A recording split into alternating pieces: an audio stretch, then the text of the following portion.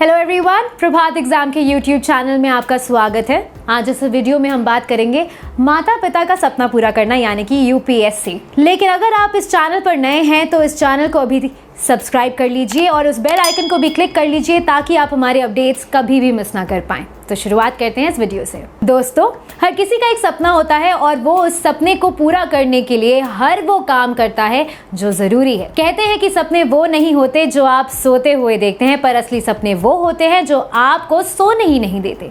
इसलिए अगर आपने कोई सपना देखा है तो उठिए और उसे पूरा करने का वक्त आ गया है। आप में से बहुत से लोगों ने अपने लिए कुछ सोचा होगा और कुछ लोगों के लिए उनके माँ पिता भी सोचते हैं। और आज हम अपने माता पिता के हमारे लिए देखे हुए सपने के बारे में बात करने वाले हैं। क्या आप सिर्फ अपने सपनों को पूरा करना चाहते हैं या अपने माता पिता के भी? ऐसे बहुत सारे माता पिता हैं जो अपने बच्चों को आईएएस आईपीएस बनाना चाहते हैं और यदि आपके माता पिता भी उनमें से एक हैं तो आपको शुभकामना है कि आप उसे पूरा करें। आपको इस युग में श्रवण कुमार और नेताजी सुभाष चंद्र बोस बनना होगा, जिन्होंने अपने माता पिता के सपनों को पूरा करने के लिए क्या नहीं किया। जीवन में जब आप किसी लक्ष्य को बनाते हैं और उसके लिए संघर्ष करते हैं, कई बार लोगों की कड़ी मेहनत के बाद भी असफलता मिलती है। ऐसे में आपको हार नहीं माननी चाहिए, बल्कि प्रयास करना चाहिए कि आगे आप सफल हो। और दिमाग में यही बात रखनी चाहिए कि आपका संघर्ष जितना कठिन होगा, आपको जीतने में उतना ही मजा आएगा।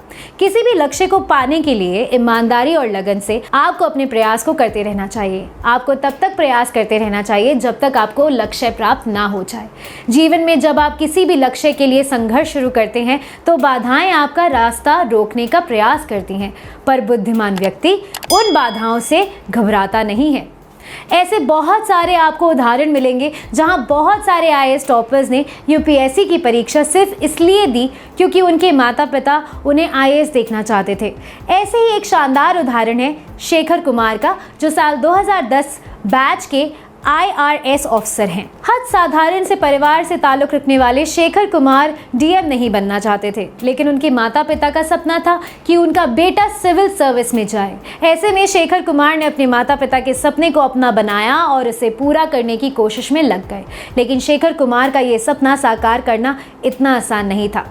उन्हें कई बार मुश्किल परिस्थिति का सामना करना पड़ा। लेकिन कुमार साल 2010 बैच के IRS ऑफिसर हैं और उनके पिता हमेशा उन्हें आईएएस बनने के लिए प्रेरित किया। उन्होंने अपने पिता की ख्वाहिश पूरी करने के लिए सिविल सर्विस की तैयारी शुरू की थी। पहली बार जब वो परीक्षा देने गए, लेकिन उस परीक्षा में 10 मिनट लेट पहुंचने की वजह से उन्हें पेपर नहीं देने दिया गया, जिसकी वजह से उनका पूरा साल बर्बाद हो गया। इस घटना के बाद उन्होंने सिविल सर्विस बनने का सपना छोड़ दिया था। बता दूं कि इसके बाद भी शेखर के लिए मुश्किलें कम होने का नाम ही नहीं ले रही थी।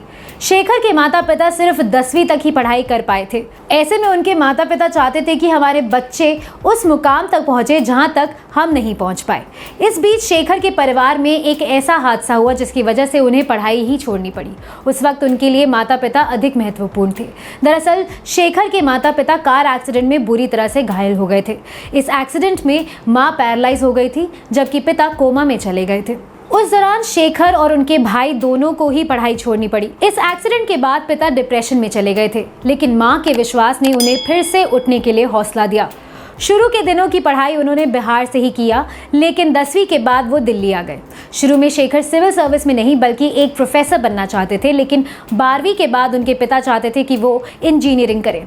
ऐसे में वो तैयारी के लिए कोटा चले गए, लेकिन इस बीच माता पिता के एक्सीडेंट के बाद दोनों भाइयों को 1 साल तक के लिए पढ़ाई छोड़नी पड़ी।